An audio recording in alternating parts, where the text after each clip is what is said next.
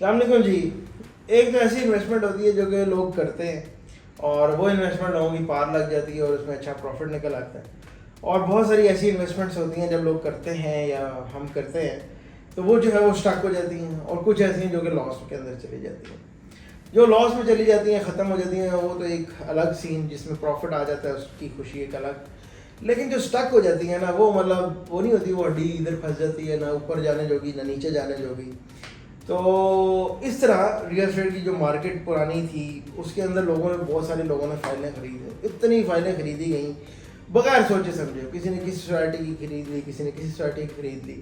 اب ہوتا یہ ہے کہ وقت کے ساتھ ساتھ وہاں پہ ڈیولپمنٹ نہیں ہو رہی ہے، کچھ اور مسائل ہیں سوسائٹی کے، تو لوگوں کا بھی دل نہیں کرتا کہ اب اس کی انسٹالمنٹیں پے کرے. اور جب بیچنے جاتے ہیں اس کو تو اس کی کوئی ویلیو نہیں مل رہی ہوتی، -70%، -80%، 60%. تو اس نے بھی کسی کا بیچنے کو دل نہیں چاہ رہا تھا.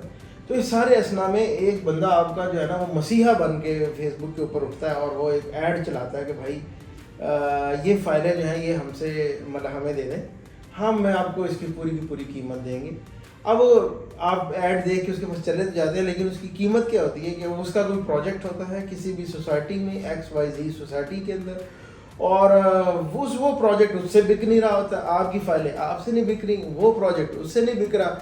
آپ دونوں جو ہے نا وہ اسٹک ہوئے ہوئے ہیں. وہ دونوں آپ جو ہے جب ملتے ہیں تو ایک ایسا مطلب خوبصورت امتزاج بنتا ہے کہ وہ آپ کو اپنی چیز بھیج جاتا ہے اور آپ کی چیز بھی آپ سے لے لیتا ہے. لیکن اب ہوتا یہ ہے کہ آپ کی جو لائبلٹی، وہ فائل کی صورت میں آپ کی لائبلٹی کتنے کی ہوگی؟ 20 لاکھ کی فائل ہے، 15 لاکھ کی فائل ہے، اس میں سے 10 لاکھ آپ پے کر چکے ہیں، 5 لاکھ 10 لاکھ آپ نے اور پے کرنے ہیں.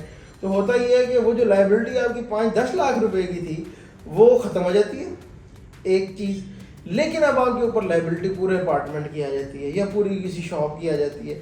اب آپ کو لگ تو ایسے رہا ہوتا ہے کہ یار میں اس کے اندر سے نکل گیا ہوں، لیکن وہ آپ ایک جگہ سے نکل کے نا ایک گڑھے سے دوسرے بڑے گڑھے میں پڑ گئے کہ مطلب آپ کی وہ لائبلٹی جو 6-7 لاکھ کی، 5 لاکھ کی، 10 لاکھ کی رہ گئی تھی، وہ اب آپ کی لائبلٹی پھر کروڑ روپے تک پہنچ چکی ہے. تو یہ چیز اس نے آپ کو اپنی بیچ دی، آپ نے اس کو اپنی بیچ دی، لیکن وہ پھر بھی خوش کہ اس کی چیز بک گئی ہے. اس نے جو لوگوں کو آگے بیچنی تھی، اس نے جو مارکیٹنگ کرنی تھی یا اس کے اوپر پیسہ لگانا تھا اتنا زیادہ، سیلز کے اوپر، ایونٹس کے اوپر، اس کو وہ لگانا نہیں پڑ رہا. وہ پیسہ اس نے آپ کی فائل کی صورت میں آپ سے فائل لی، وہ مارکیٹ میں اس نے 2 لاکھ کی، 3 لاکھ کی بیچ دی، 8 لاکھ اس نے وہاں سے ڈسکاؤنٹ دیا آپ کو اور آپ کو اپنی چیز بیچ کے چلا گیا.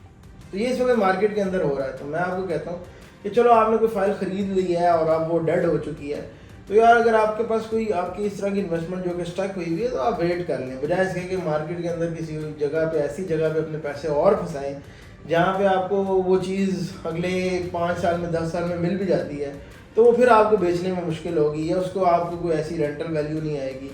تو یا پھر یہ ہے کہ بہت سوچ سمجھ کے اگر آپ نے کہیں انویسٹمنٹ کرنی بھی ہے تو وہ والی فائل آپ اٹھا کے اس کو دیں، لیکن یہ سوچ سمجھ کے کہ یار وہ جگہ کیسی ہے، ادھر کچھ ملے گا بھی آپ کو یا نہیں، یہ ساری چیزیں سوچ کے. ادروائز اگر آپ کے پاس پڑی ہوئی اور آپ اتنی بڑی لائبلٹی نہیں اٹھا سکتے تو یہ لائبلٹی جو بھی آپ کی ہے یا جو بھی فائل ہے آپ کی، آپ اس کو رکھیں پاس، کچھ عرصہ دیں. مارکیٹ بہتر ہوگی یا کوئی بھی ایسی چیز آئے گی، جیسے ہی کوئی ایک اچھا ریزنیبل مومنٹ آتا ہے تو آپ اس کو بیچ کے یا اس کی قسطیں پوری کر کے اپنا پوزیشن کی طرف لے جائیں، یا یہ ہے کہ اس کو بیچ کے سائڈ پہ ہو جائیں. لیکن اس طرح پھنسنے کی ضرورت نہیں ہے.